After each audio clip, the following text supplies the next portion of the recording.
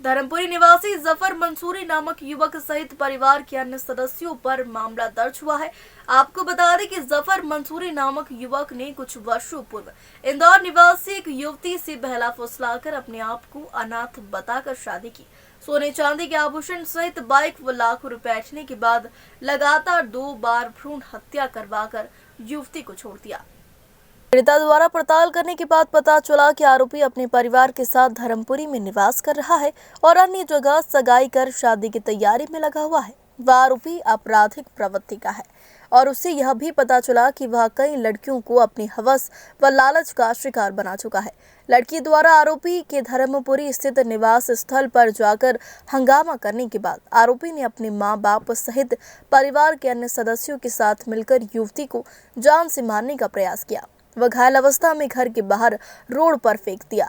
स्थानीय लोगों की मदद से युवती को उपचार हेतु सामुदायिक स्वास्थ्य केंद्र पहुंचाया गया है।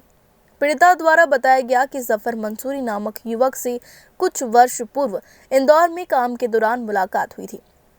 आरोपी युवक द्वारा पहले अपने आप को अनाथ बताकर लड़की को प्रेम जाल में फंसाया गया, जिसके बाद अगस्त 2020 में आरोपी द्वारा युवती से रीति रिवाज अनुसार शादी की गई। वह लगातार युवती से काम के नाम पर लाखों रुपए ऐंठता रहा। पीड़िता के आर्थिक रूप से बदहाल होने के बाद आरोपी युवक द्वारा लड़की को छोड़ दिया गया। आरोपी से संपर्क नहीं होने के बाद युवती द्वारा पड़ताल की गई, जिसके बाद युवक का परिवार के साथ निवास करने के साथ साथ आरोपी युवक की आपराधिक प्रवृत्ति होने की बात सामने आई। युवती द्वारा अनेकों बार आरोपी के घर जाकर शादी की बात बताई गई, जिसके बाद आरोपी जफर मंसूरी सहित परिवारजनों द्वारा युवती से मारपीट व जान से मारने की धमकी दी गई। आरोपी द्वारा आधी रात को युवती के निवास स्थल इंदौर जाकर भी जान से मारने के प्रयास किए गए। युवती द्वारा इंदौर की खजुराना व धर्मपुरी थाने के अनेकों चक्कर लगाने के बाद भी सुनवाई नहीं होने की वजह से आखिर में पीड़िता द्वारा सोशल मीडिया पर इंसाफ न मिलने पर आत्महत्या की बात कही गई, जिसके बाद धर्मपुरी पुलिस द्वारा प्रकरण दर्ज कर इंसाफ का आश्वासन दिया गया। ग्लोबल इंडिया टीवी के लिए धर्मपुरी से महेंद्र ठाकुर की रिपोर्ट। मैं धर्मपुरी थाने में इसलिए आई हूँ कि जफ़र नाम का लड़का है जो कि धर्मपुरी में रहता है। उसने 3 साल पहले मुझे झांसा देकर, मुझसे झूठ बोलकर और अपने आप को अनाथ बताकर मुझसे इंदौर में शादी की, ये बोलकर कि मैं इंदौर में ही रहता हूँ। वहीं पर ही मेरे साथ में रहने लगे। शादी के बाद में मतलब ज़ोर ज़बरदस्ती करके बहुत शादी की और वहीं पर ही रहने लगे। उसके बाद में अच्छा चल रहा था, 2 ढाई साल 3 साल अच्छे चले। मुझसे पैसे ले लिए उन्होंने, अभी तक के 2 से ढाई लाख रुपए मैं उनको दे चुकी हूँ नगद, चुट-पुट करके, कभी 2000 कभी 3000 करके ऐसे मैं पैसे उनको दे चुकी हूँ। उसके बाद में फिर मेरे को जो राशि मिली थी 2 लाख रुपए कलेक्टर की तरफ से, तो वो राशि भी वो लेकर ये चले गए कि मेरे को दुकान खोलना है, ये उन्होंने ले ली मुझसे।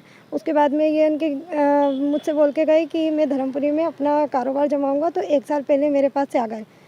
जब मैं यहाँ पर मैंने इनको कॉल किया, कॉल करने के बाद में इनको पता किया कि आप कहाँ पे हो, इन्होंने मुझसे कॉन्टैक्ट वगैरह भी बंद कर दिया और मेरा नंबर हर जगह से ब्लॉक कर दिया।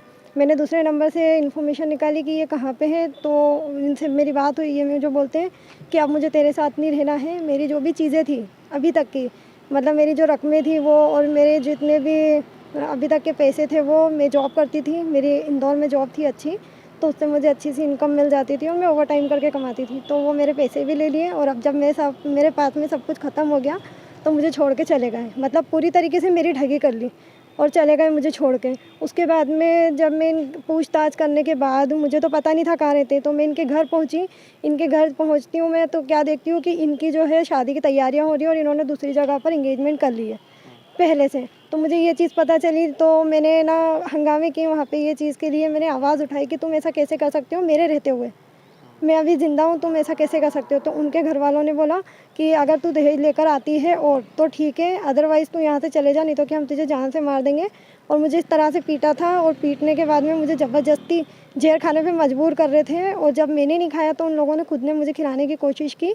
कुछ अंदर गया कुछ बाहर, और इन्होंने मुझे उठाकर बाहर फेंक दिया।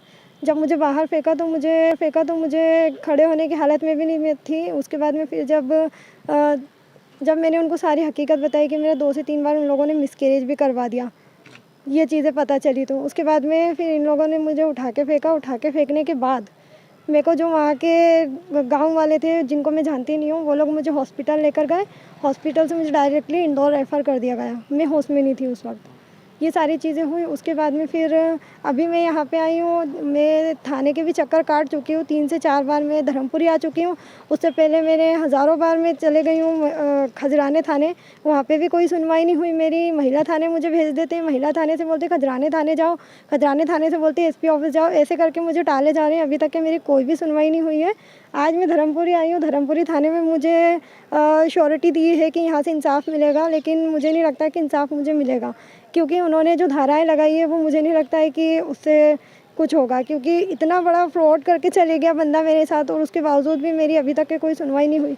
तो अब मैं ये अपील करती हूँ सरकार से, प्रशासन से, कि मुझे जल्दी से जल्दी इंसाफ मिले। जैसा कि आपने पुलिस को बताया कि जो व्यक्ति है जिससे आपका निकाह हुआ था, उसने पहले भी उसके इस तरीके के काम हुए हैं? हाँ, मुझे जैसा कि पता चला, मैं जहाँ वहाँ के लोगों के कांटेक्ट में आई तो लोगों ने मुझे डरते डरते ये सब बताया है। धीरे धीरे मैं जानने लगी हूँ कि उनके वो आदतन यही चीज़ें सब करते हैं। मतलब पहले भी कई लड़कियों की ज़िंदगी ख़राब कर चुके हैं इसी तरीके से, और कई लड़कियों के मतलब ऐसी थोड़ी सी ख़राब फ़ोटो लेकर उनको ब्लैकमेल करके और पैसे उन लोगों से ऐंठ चुके हैं।